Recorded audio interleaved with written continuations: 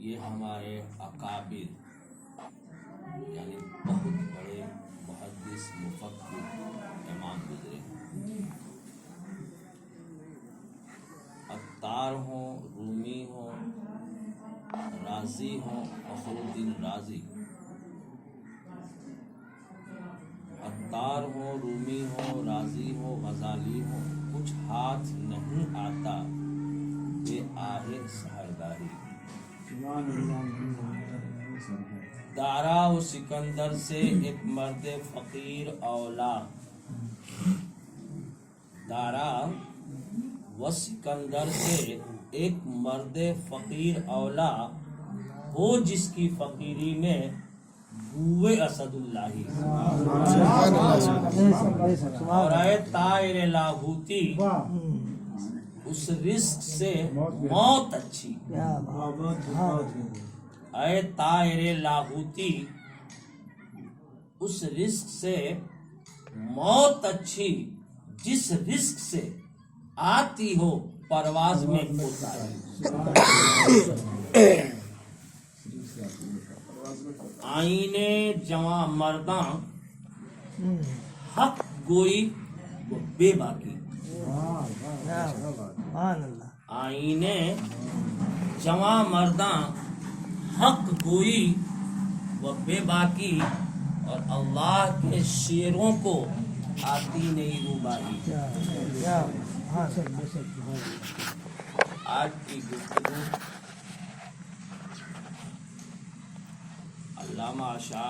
अल्लामा इकबाल के इन्हीं अशारों पे मुनहसर है। इख्तिसार के साथ उसे कहने की कोई ज़रूरत नहीं है, वक्त हम बर्बाद नहीं करना चाहते। वक्त बड़ी कीमती है, गया वक्त फिर नहीं आता नहीं। अल्लाह उसका हिदायत जो महफिल के वक्त को बर्बाद करते हैं।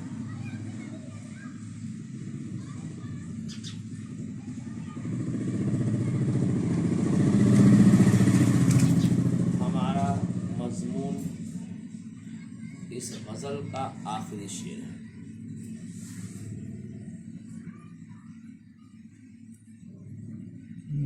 कि आईने जमा मर्दा हक गोई व बेबाकी।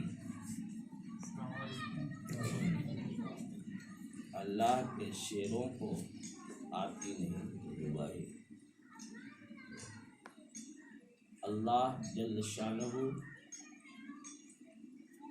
कुरान मजीद के चौथे पारे में जिस आयत करीमा की तिलावत का शर्फ हासिल किया,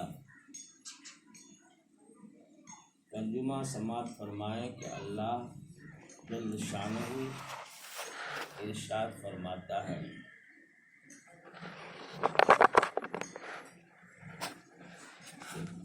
उससे तुम्हें कोई खौफ नहीं वाला पता, तुम्हें कोई खौफ नहीं और आकाश और नहीं कोई हुज़्न, कोई मलाल, कोई गम है। वअंतुम ला अलामून, अगरचे तुम मोमिन। सीधा साधा तर्जुमा मैंने बयान किया, लेकिन पूरी दुनिया के मुसलमानों को लिया जाए तो खौफ और गम के साए में आज मुसलमान जी रहा है। एक सवाल मैं पूछ रहा हूँ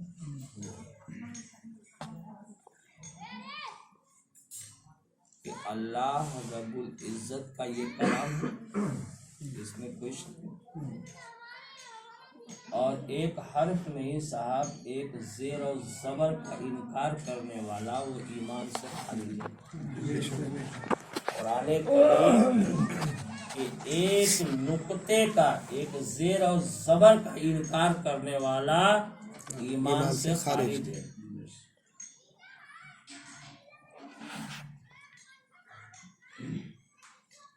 तो अगर अल्लाह ने कहा कि तुम मोमिनीन हो अगरचे कि तुम मोमिनीन हो।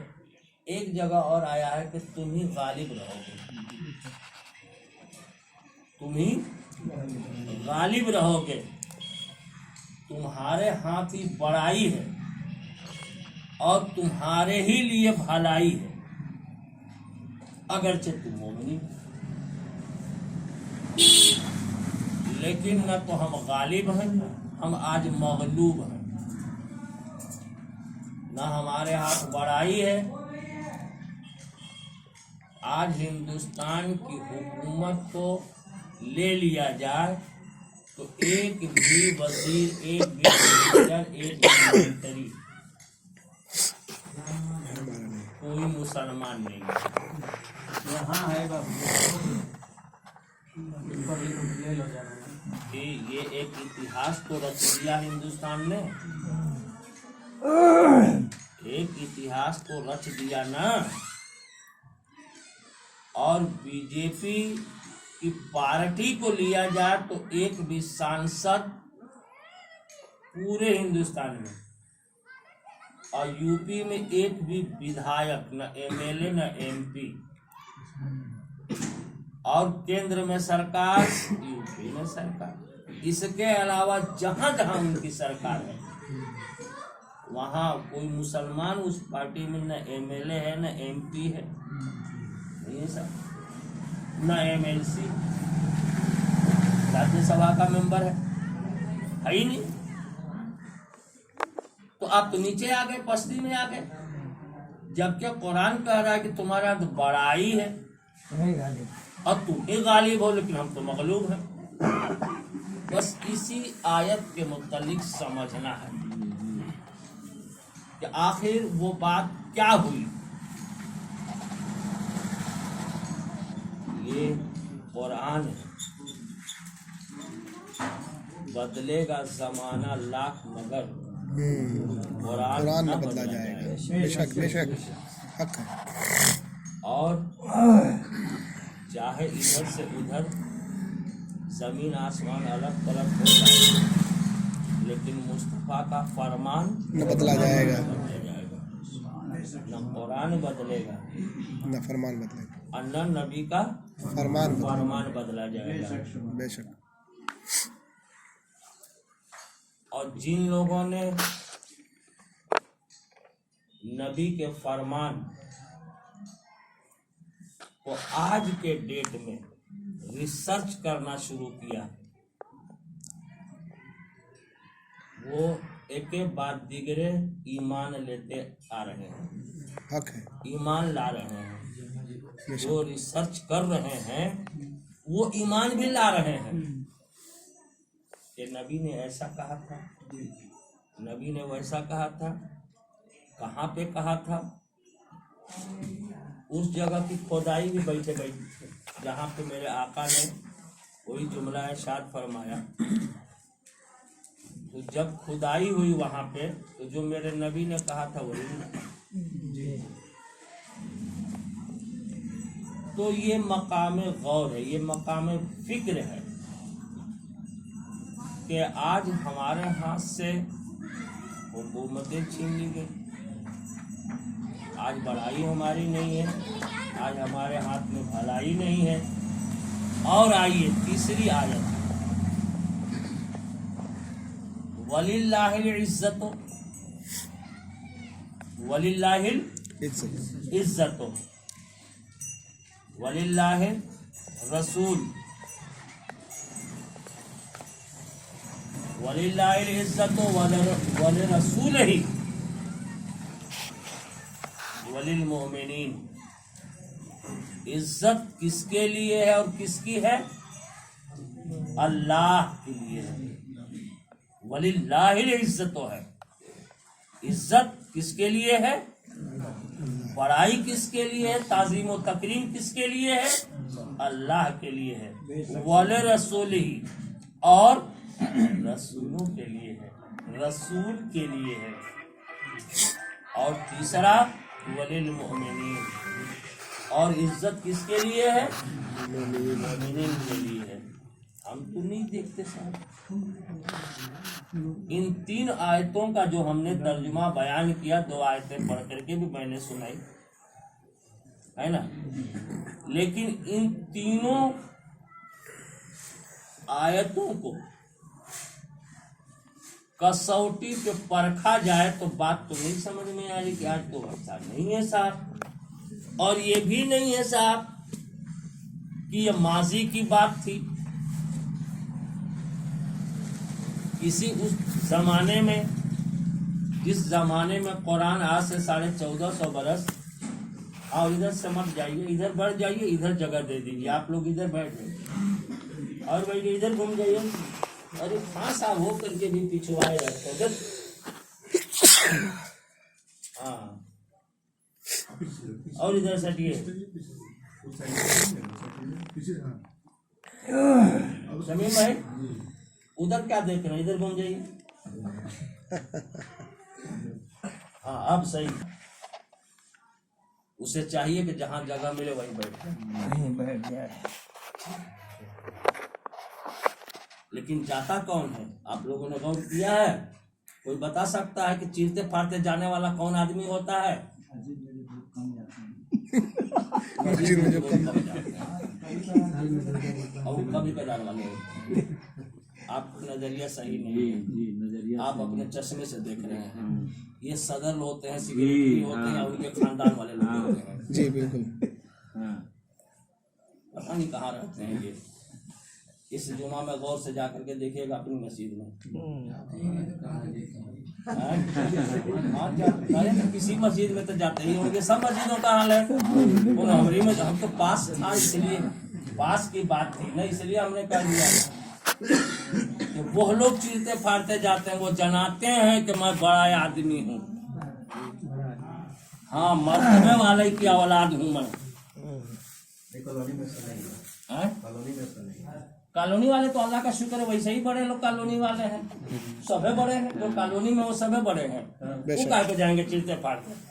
कॉलोनी में तो बोर्ड का जमीन है, यहाँ अपना है तो हाँ यहाँ अपना है, वहाँ कोई थोड़ो रंगदारी कर सकता हो। यहाँ तो अब्बा का है। हाँ, बहरहाल अपने भाइयों के लिए जगह दो,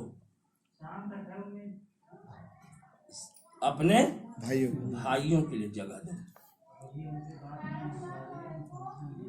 एक हदीस पाक और गालिबन मुस्लिम शरीफ की है, हजरत ज़हन से उतर जाए तो बता दें। नबी अकरम सल्लल्लाहु अलैहि वसल्लम ने इरशाद फरमाया कि जो तुम अपने लिए पसंद करो वो अपने भाई के लिए पसंद करो। याद रखिएगा, जो अपने लिए पसंद करो वो अपने भाई के लिए। आप अकेले आगे जा रहे हैं और भाई को पीछे में छोड़ दिया चीर फाड़ करके, और उनके लिए सख्त वईद है, यानी उनकी मजम्मत है, उनकी बुराई है जो लोग गर्दन फांद करके जाते हैं। जी जी, चीर फाड़ के इसी से हटा करके।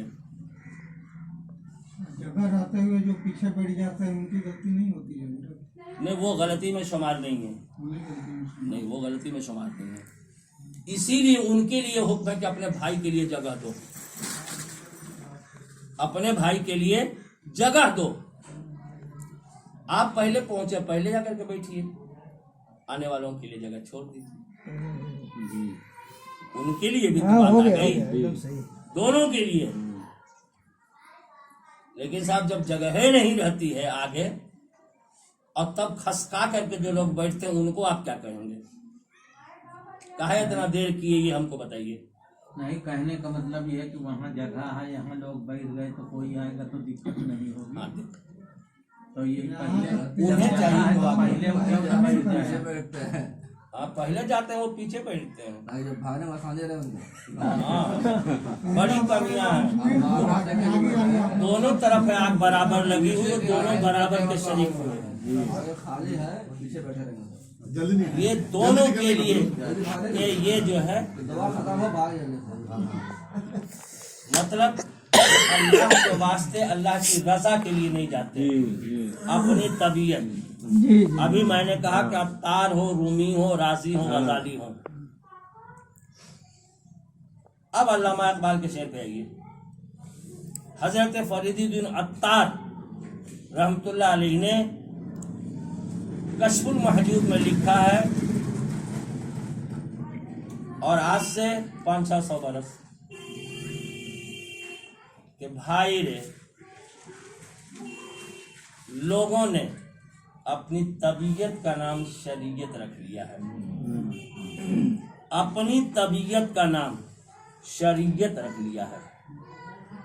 शरीयत पे लोग नहीं चलते। इस्लाम ने कहीं कोई ऐसा मौका जो इंसान के शोबे से, जिंदगी के शोबे से, यानी जिंदगी के विभाग से मुताल्लिक उसे हिदायत न की हो, कोई ऐसी उठना बैठना, खाना पीना, सोना जागना, चलना फिरना, पड़ोसी का सलूक, अपने बुजुर्गों का एहतराम, इस तरह से अगर देखें, इबादत, सदक़ात, खैरात, सिला रहमी, क़तए रहमी। सिला रहमी उसे कहते हैं जो आपस में आप एक दूसरे से मोहब्बत करते हैं, उसे सिला रहमी कहते हैं। क़तए रहमी यानी आपस की दोस्ती, आपस की मेल मोहब्बत, दोस्त अहबाब मिलने जुलने वाले से बिल्कुल कता ताल्लुक कर लेना, ठान लेना कि जिंदगी में हम कभी बोलबे नहीं करेंगे, इसे क़तए रहमी कहते हैं। किसी का दिल तोड़ देना, किसी का दिल जोड़ देना, ऐसी बोली बोल देना कि उसका दिल टूट जाए, ये जहन्नम से खरीदना है। और किसी दो दिलों को टूटे हुए, दो भाइयों में झगड़ा है, किसी सबब से गलती ने किसी की एक की होती है या कमोबेश दोनों की होती है, लेकिन दो दिलों को जोड़ देना, बेला हिसाब वो शख्स जन्नत में जाएगा। आमीन आमीन हाँ सुभान अल्लाह। वाह। तो इस तरह से जिंदगी के हर शोबे की इस्लाम ने रहनुमाई फरमाई है।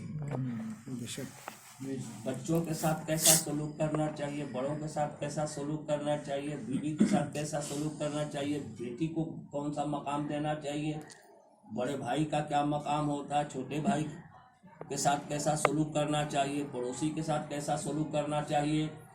किसी भी शोबे में आप देखें, तिजारत कैसे करनी चाहिए,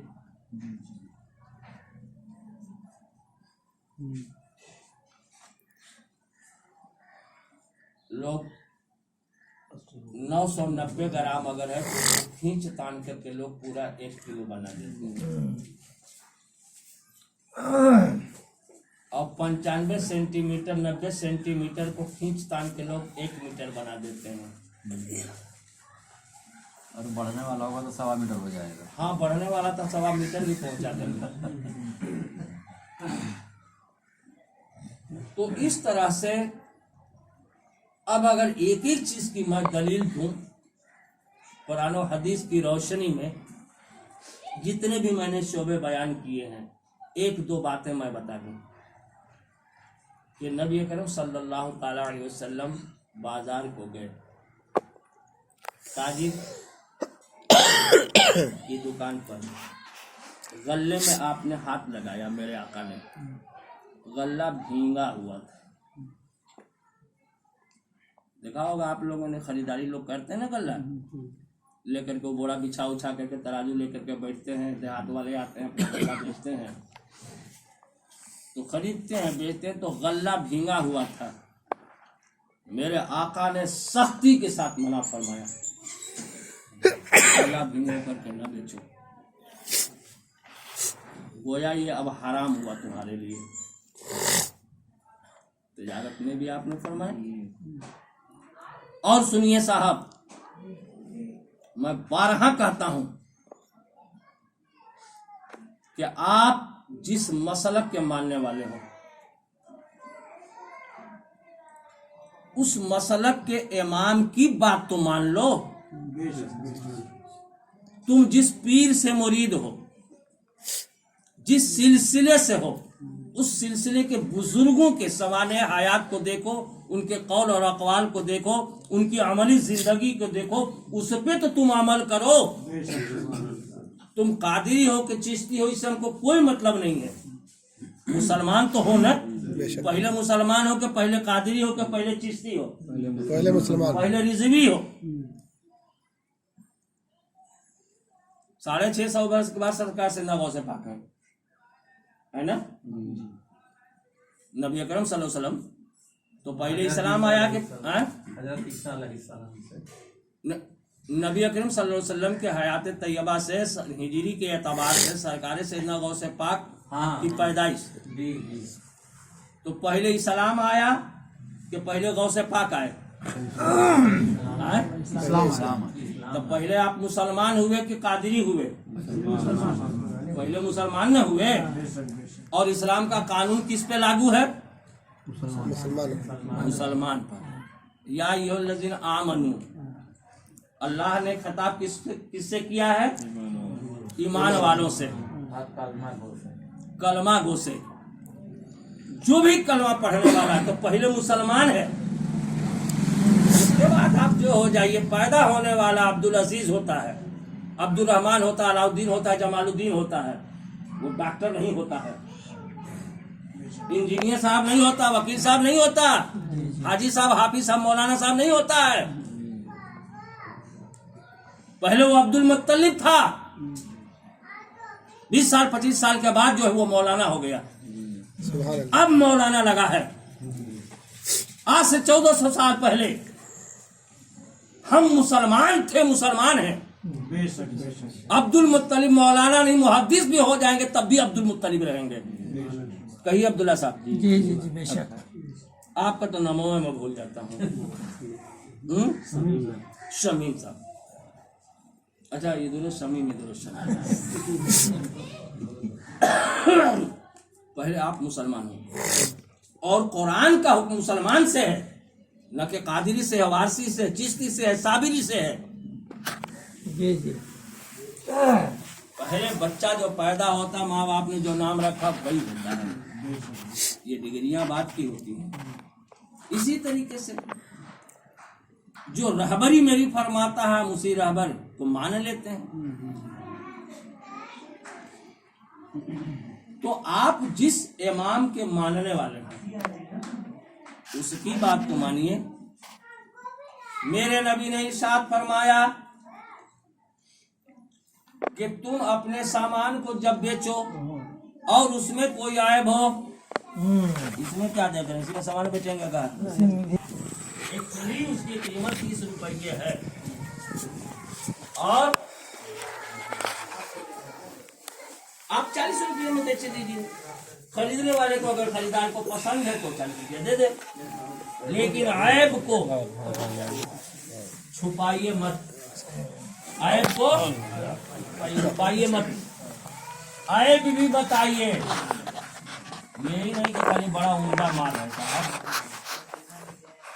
बड़ी बढ़िया कंपनी का। अरे यार, बढ़िया कंपनी के हिस्सा हमको इनकार नहीं है, कपड़वा बढ़िया है कि नहीं है, कहीं कटा पीटा तो नहीं है, और उसे यूं खोल करके कपड़े दिखा दीजिए। जमाल अपने घर की बात नहीं कर रहा है, नबी की बात कर रहा है, इस्लाम की बात कर रहा है। आज हमारा हाल ये है कि हम आयब को छुपा करके बेचते हैं, आयब को जाहिर नहीं करते।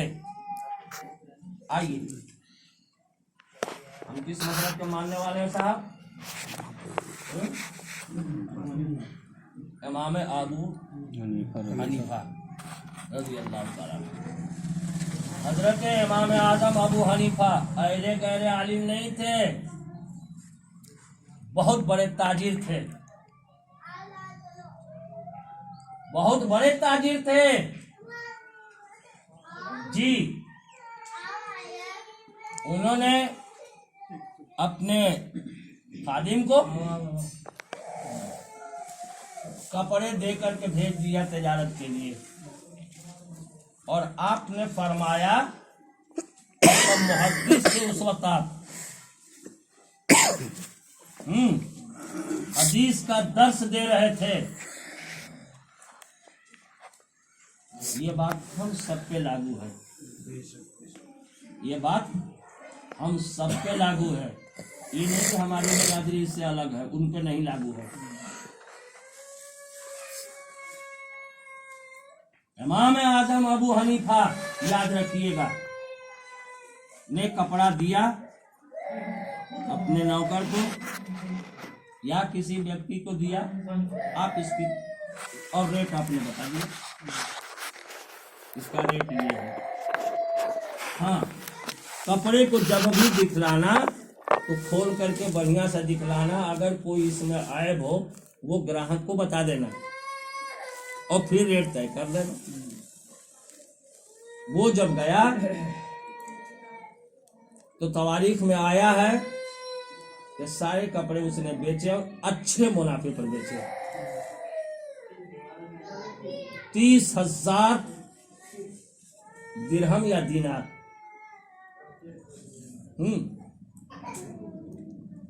पैसा जमा कर दिया, मुनाफा बता दिया। आपने पूछा कि तुमने कैसे फरोख्त किया? कहा हुजूर माल इतना अच्छा था कि लोग टूट पड़े, माल बेचते मुझे देर नहीं लगी। कहा तुमने ऐब जाहिर किया था, एक लफ्ज है छीर, कपड़े में छीर, वो कंपनी में ही होता है, वो बुनाई होते वक्त में धागा टूट काट जाता है, जिसमें मशीन आगे बढ़ जाती है तो बीच में खला पड़ जाता है। कुल मिलाकर किए कि कुछ कपड़ों में ऐब से काफी क्या छीर वगैरह वगैरह या धब्बा लग जाना, दाग लग जाना, तो हमने नहीं बताया था। याद रखिएगा, कहा ये तो हमने नहीं बताया था। आपने उस 30,000 दिरहम या दीनार टोटल का टोटल सदका कर दिया। और हम कहेंगे कि हम हनफी हैं। किस नाम के हनफी जी? हम पूरा का पूरा घालमेल करते हैं और कहते हैं कि हम हनफी हैं। यही हमारा मसलक है। इमाम आजम ने वही किया जो नबी ने फरमाया था। नबी का फरमान था, फरमान है कि माल बेचते वक्त, तजारत करते वक्त इस बात का ख्याल रखा जाए कि माल की ओरिजिनलिटी जो है वो जाहिर कर दी जाए। अब अगला 100 का माल 500 में ले ले, कोई बुराई नहीं है, उसे पसंद आ जाए कोई बुराई नहीं। इसी को अल्लामा इकबाल ने कहा है, आईने जमा मर्दा, आईन माने कानून, आईने जमा मर्दा हक गोई व बेबाकी। मोमिन कौन है उसकी पहचान भी शरीयत ने बता दी है कि वो हक वो होना चाहिए, जमामर्दी होनी चाहिए। वो जो बात कहे उस पे अड़ा, उसके मुंह से झूठ न निकले, दरोगोई न हो। मौला साहब की इतनी तारीफ कर दी, तारीफ के काबिल नहीं थे। क्यों है? झूठी तारीफ, शायर है ही नहीं और शायर ही सलाम। बुलबुल बागे मदीना, यहाँ नूरिया मोहल्ला का तो बुलबुल हो ही नहीं सकता, बागे मदीना का बुलबुल बना सकता। ये नाज़िम आला आज के अल्लामा। अरे मौलवी तो सही में है ही नहीं है, तुमने अल्लामा बना दिया। पहले मौलवी तो बन जाओ।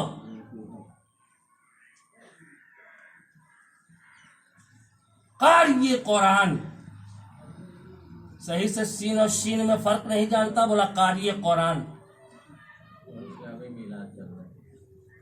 इतनी तारीफ अरे हाफिज कुरान कहने में आपको तकलीफ हो रही थी, क्या कष्ट था?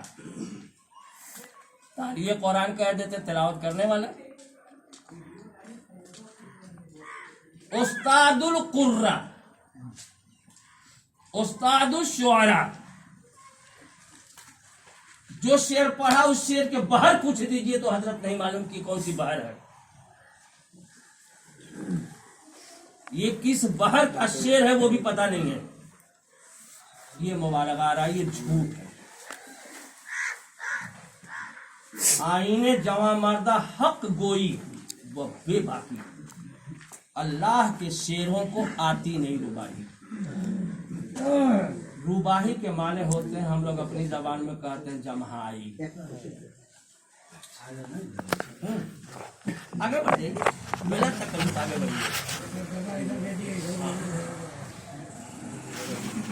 अल्लाह का वो शेर है, आज तो बेटा बाप से झूठ बोलता है, शागिर्द उस्ताद से झूठ बोलता है, और कुछ मुरीदों पीर साहब से झूठ बोल देता है।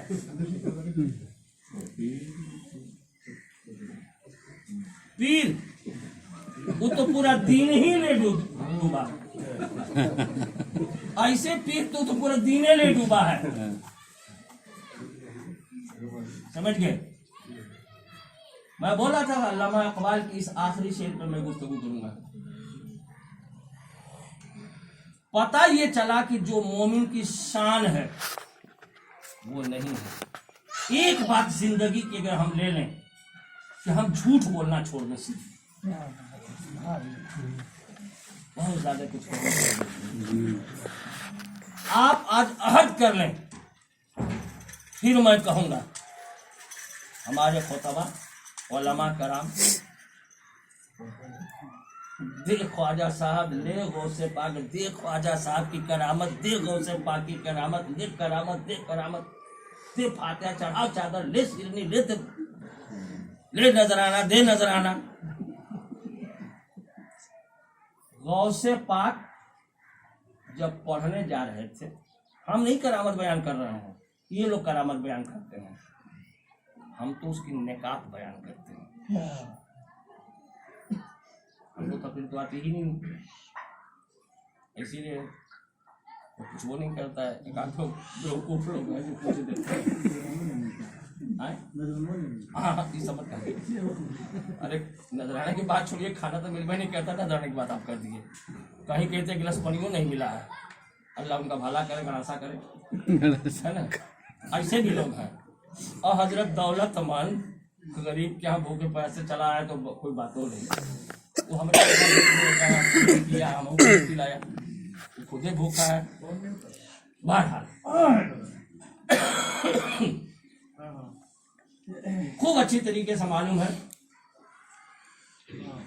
कि सरकार सैयदना गौसे पाक पढ़ने जा रहे थे तो माँ ने सदरी में 40 अशर की सी करके भेजा था कि वक्त जरूरत पर काम आएगा।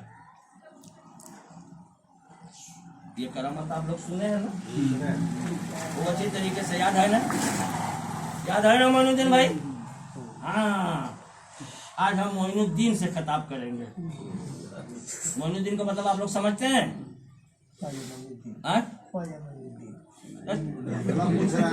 अरे ख्वाजा मोइनुद्दीन के मुरीदों गुलामों के गुलामों में उनके कदम के नीचे का जो धूल है उसके बराबर अगर मोइनुद्दीन ये हो जाए तो बेड़ा पार है। जी बेशक। न शकल है न सूरत है, मरने के कगार पे आए, दाढ़ी इतनी ही बड़ी है, दाढ़ी नहीं बढ़ रही है, और किसी का तो एकदम में सफा है। कब रखेंगे? कब रखेंगे? अब बेटवा जो है इंतजार कर रहा है कि अरे नहीं मौत आ रही तो चैनल तो बगल में ताकि कुका नहीं देता। बाकी तो हम देख लेंगे, जो होगा देख लेंगे। ऐसी औलाद, यही मोमिन की शान है आज की, कि जितना झूठ बड़े वो बोल सके वो मोमिन है, जितना माँ बाप को गलिया सके वो आज का पक्का मुसलमान। जितना बड़ा जनाकार हो जाए आज का पक्का मुसलमान वही है। कल अलग बात थी, कल अलग बात थी।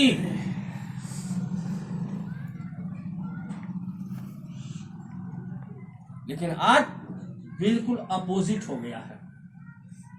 तो मैं मोइनुद्दीन भाई से कथा कर रहा हूं।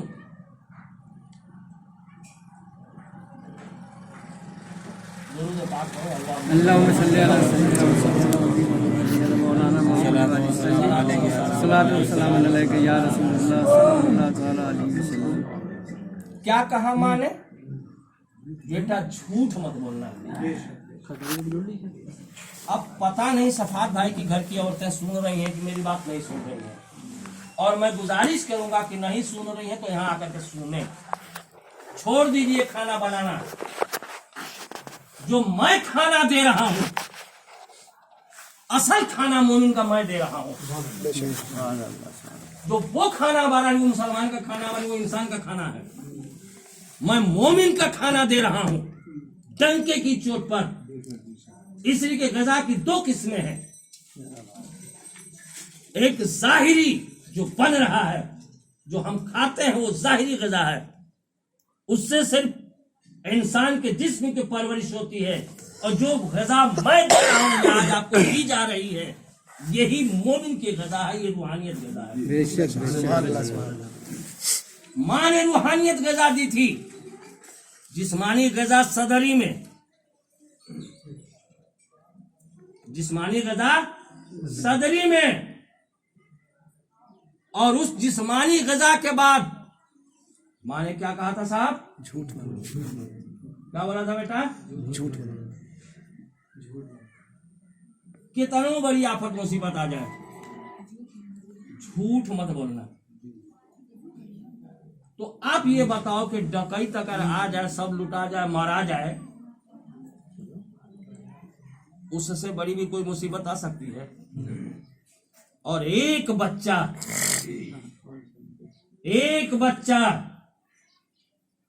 सरकारी से इतना बस कोई पहलवान और जवान नहीं थे, आप बच्चे थे। मां की एक बात उन्होंने मानी, वादा किया कि अम्मी जान मैं झूठ नहीं बोलूंगा। एक नसीहत मां की सिर्फ बेटे ने मानी। अपना ईमान तो छोड़िए साहब, डाकुओं को ईमान वाला बना दिया। सुभान अल्लाह। अगर झूठ बोलते तो सिर्फ 40 अशरफी बचती। झूठ बोलते तो सिर्फ 40 अशरफी बचती। लेकिन झूठ नहीं बोले तो 40 अशरफी भी बची, और 40 का 40 जो है डकैत मुसलमान हो गए। और उन सिर्फ मुसलमान नहीं हुए, वो मोमिने कामिल हुए। और यहां सामने झूठ बोला जाता है। तुम मोमिनीन, तुम्हारे हाथ ही बड़ाई है, तुम्हारे ही हाथ गलबा है। आज हमारा गलबा नहीं है तो उसका सबब यह है कि लानतुल्लाहि अलल काज़िबीन, झूठ बोलने वालों पे अल्लाह की लानत होती है। और यही नहीं साहब, उसके फरिश्ते भी उस पर लानत भेजते हैं। और जिस पर अल्लाह की लानत बरसने लगे, हाई दाढ़ी हाई अमामा कोनो काम न आई, वो जिल्लत और रुसवाई के खार में चला जाएगा। आज हमारा महाशरा यही कि बेदरेक हम झूठ बोलते हैं, चाहे वो अपना बाप ही क्यों ना हो। और आज माए ये सबक नहीं देती कि बेटा झूठ मत बोलना, चोरी मत करना, भूख की शिद्दत हो लेकिन चोरी मत करना, बर्दाश्त कर लेना भूख।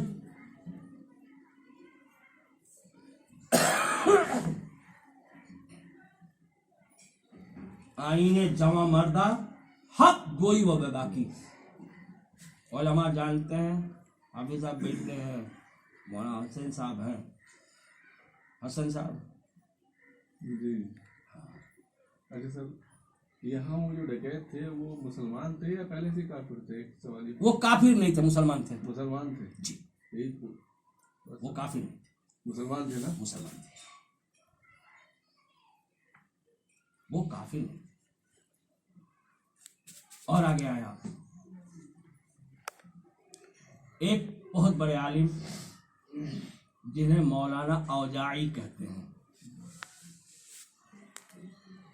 उनके वक्त का जो खलीफा था, गवर्नर किसी बात से मामला फंसा, उनको सिपाही भेज करके बुलवाया, पूरी प्लानिंग थी साहब, है ना? और जब आप घोड़े से गए तो महल के दरवाजे पर पहुंचते वक्त उन्हें उतार दिया गया, पैदल हो गए। गवर्नर खुद बाहर आया, उसने सवाल किया, आपने जवाब दिया,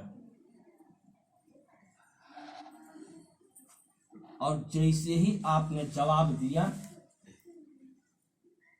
जवाब माकूल था। वो ये समझता था कि मैं बादशाह हूँ, मौलाना मेरी हिमायत करेंगे, हमारी तस्दीक कर देंगे। मामला कुछ यूँ था कि उसने जो है बनु उमैया, खानदान बनु उमैया का कत्ल किया था। वो चाहता ये था कि हमारे कत्ल के मामले में मौलाना औजाई भी मुहर सिद्ध कर दे कि जो मैंने कत्लेआम किया है वो जायज है। मामला यूं था, जैसे ही आप पहुंचे उसने पूछा, तुम ही अब्दुल रहमान हो? आपने फरमाया हाँ। कहा, जो मैंने कत्ल किया है इसके बारे में तुम्हारा क्या ख्याल है? और दीगर लोग हाँ में हाँ मिला चुके थे। आपने कहा कि तुमने जो कत्ल किया है, मुसलमान का नाहक खून बहाया है, तुमने नाहक खून किया है तुमने। इतना कहना था कि मारे गुस्से से आंखें लाल हो गई, तमतमा गया। फिर उसने दलील दी। आजकल भी लोग पीर साहब समझा रहे तो मुरीद पीर साहब को समझाता है, ऐसे भी मुरीद वही अपना पीर साहब को समझाने लगते, दलीलें देते हैं। समझा नहीं आपने पीर को, पीर होता क्या है? आपको इख्तियार है कि कोई बात न समझ में आए तो अपने पीर से पूछ लीजिए, समझ लीजिए कि हजरत ये बात मेरे समझ में नहीं, ये कैसे हो सकता है? पीर समझा देगा। अरे वो पीर ही क्या जिसे शरीयत का इल्म न हो, वो पीर ही क्या जो खुद राहे रास्त पर न हो, जिसे शरीयत की जानकारी न हो, वो पीर ही क्या है साहब?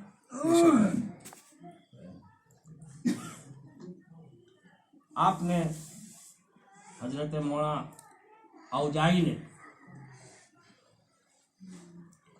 जब मान लिया और एलानिया कह दिया, यहां इसी को कहते हक कोई, हक से आपने काम लिया। कहा आपने नाहक मुसलमानों का खून बहाया है। तब उसने तर से कहा कि हजरत अली को वसीयत है नबी की। हजरत मौलाना औजाई फरमाते हैं गलत, अगर वसीयत होती तो जंग सफ़ैन में हजरत अली ऐसा वैसा न करते, नबी की वसीयत नहीं थी। अब वहां लाजवाब हुआ, गवर्नर लाजवाब हो गया और कहा इन्हें दरबार से रुखसत किया जाए, आप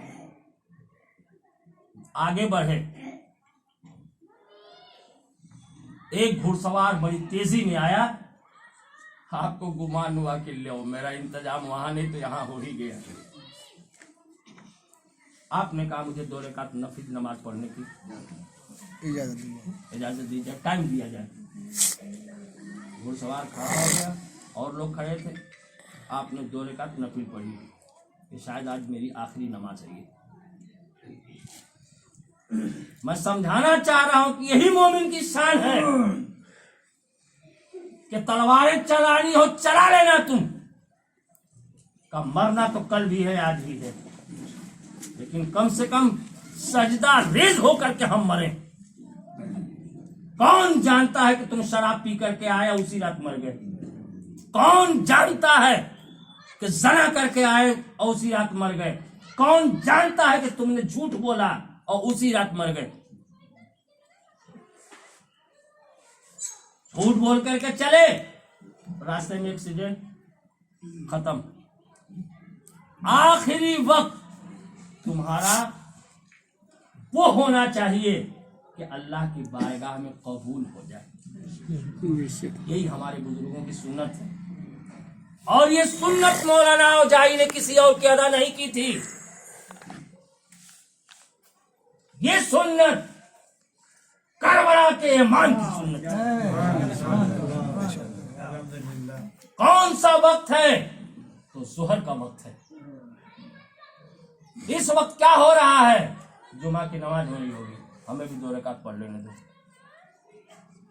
और साहब, आप जब 2 रकात नमाज पढ़ करके फारिग हुए तो घुड़सवार ने एक अशरफियों की थैली पेश की,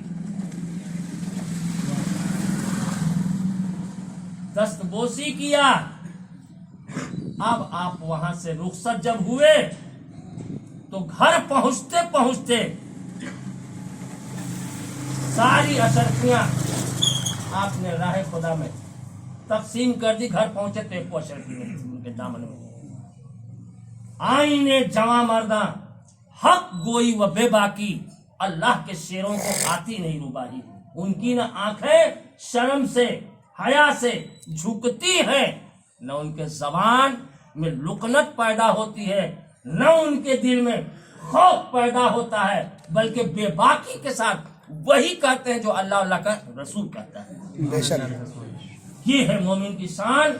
और जब ऐसी शान हुआ करती थी, चलते चलाते एक बात मैं कह दूं,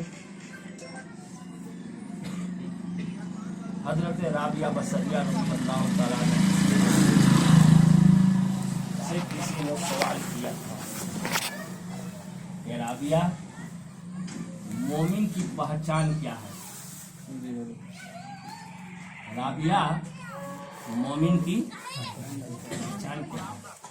आपने यूं हाथ का इशारा किया, कहा मोमिन की पहचान ये है, अगर मोमिन कह दे पहाड़ को कि सोना हो जाए और पहाड़ सोना हो जाए, यही मोमिन की पहचान है।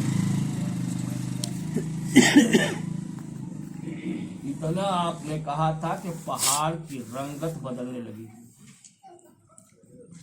कलर चेंज होने लगा और सोने का नजर आने लगा। आपकी फिर निगाह पड़ी, आपने फरमाया, अरे अपनी असली हालत में हो जा, मैंने बनने के लिए नहीं कहा था, मैंने सिर्फ मिसाल दी थी। मोमिन की ये शान है कि उसकी जबान से जो निकले वो हो जाए। बेशक बेशक मोमिन की, और ये कब होगा? जैसा कि पिछलो खतीब हजरत मौलाना नसीम साहब ने फरमाया, कुल हो अल्लाहु अहद, जाओ ले जाओ कुल हो अल्लाहु अहद। तो कुल हो अल्लाहु अहद में वो ताकत है। कुरान की किसी भी आयत में महज बिस्मिल्लाहिर रहमानिर रहीम। अच्छा, मखदूमे का चौथा आप लोग गए हैं?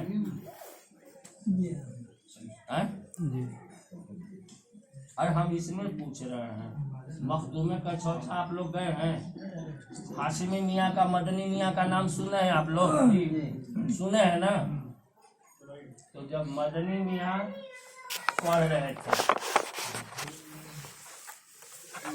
किसी ने उनसे तावीज के लिए कहा। उन्होंने एक खत लिखा अपने वालिद मोहतरम मुहद्दिस आजम की चौचवी को कि अब्बा हुजूर एक तावीज लिख करके भेज दीजिए, हमारे एक दोस्त हैं, मिलने वाले हैं, बड़े अजीज हैं, मतलब उनको जरूरत है, इस किस्म की एक तावीज चाहिए। एक लेटर भेजा, नहीं आई। दूसरा लेटर भेजा, तावीज नहीं आई। तीसरा लेटर भेजा, तावीज तो नहीं आई मगर जवाब आया कि तुम्हें पढ़ने के लिए लिखा बिस्मिल्लाहिर्रहमानिर्रहीम। गौर करिएगा, बिस्मिल्लाहिर्रहमानिर्रहीम और सलाम दुआ के बाद, दुआया कलिमात के बाद मुहद्दिस आजम ने सिर्फ इतना लिखा था कि तुम्हें तालीम हासिल करने के लिए भेजा गया है, ये दुआ ताबीज करने के लिए नहीं। पहले इल्म जरूरी है। सरकार सैयदना गौसे पाक ने भी यही फरमाया है कि पहले इल्म हासिल करो, पहले इल्म हासिल करो। बेइल्म ना तमा खुदारा सनास, कि बगैर इल्म के खुदा तक नहीं पहुंच सकते। खत मिला, उस जमाने में पोस्ट कार्ड और अंतरदेशी लिफाफा चलता था। उन्होंने क्या किया मदनी मियाँ ने कि उसी खत को यूं मोड़ा जवाब को, है ना, और एक तावीज बनाई, कहा मियाँ ये ले लो। और उसकी जो जरूरत थी वो पूरी हो गई। महज बिस्मिल्लाहिर्रहमानिर्रहीम उसमें लिखा था, उसी को उन्होंने तावीज बना लिया, उसी को तावीज मान लिया। यही ईमान है, और ऐसा ईमान रखने वाला ही मोमिन कहलाता है। और जब मोमिन हो जाए तो उसकी हर मुसीबत अल्लाह दफा फरमा देता है, उसे इज्जत अता फरमाता है, उसी को गलबा देता है। जरूरत इस बात की है कि आज हम माशरे को, हम सब पे जिम्मेदारी है। ये सिर्फ ये मौलवी लोग का काम नहीं है, आपका भी ये काम है कि आप बड़े हैं तो अपने बच्चों को हिदायत करें, अपने भाई को समझाएं, अपने घर में समझाएं, और हर बुरे काम से रोकें, हर बुरे काम से रोकें। ये सब की जिम्मेदारी बनती है। माओ की जिम्मेदारियां ये है कि अपने बच्चे को सिर्फ एक काम करें, झूठ बोलने से रोकें। उम्मुल गुनाह, झूठ क्या है? उम्मुल गुनाह, गुनाह की माँ है। मसलन जब बच्चा बाहर से आएगा और उसके पॉकेट में 10-20 रुपया रहेगा, और माँ ने पूछ दिया कि बेटा ये 20 रुपया तुम्हारे पास पॉकेट में कहाँ से आई, ये सामान कहाँ से खरीद के लाया, पैसा किसने दिया तुमको, कहाँ से पैसा मिला? तो चोरी किया। अब चोरी करेगा तो ठकाई होगी। अब झूठी न बोलेगा, हमारा सब पाए थे अम्मी, आपका दिए थे या बड़का भैया दिए थे या चचा दे दिए थे, तो 2 गुना हो गए। झूठ भी बोल दिया, चोरी भी कर लिया। और जब झूठ नहीं बोलेगा तो वो चोरी नहीं करेगा कि हम घर जाएंगे तो पकड़े जाएंगे।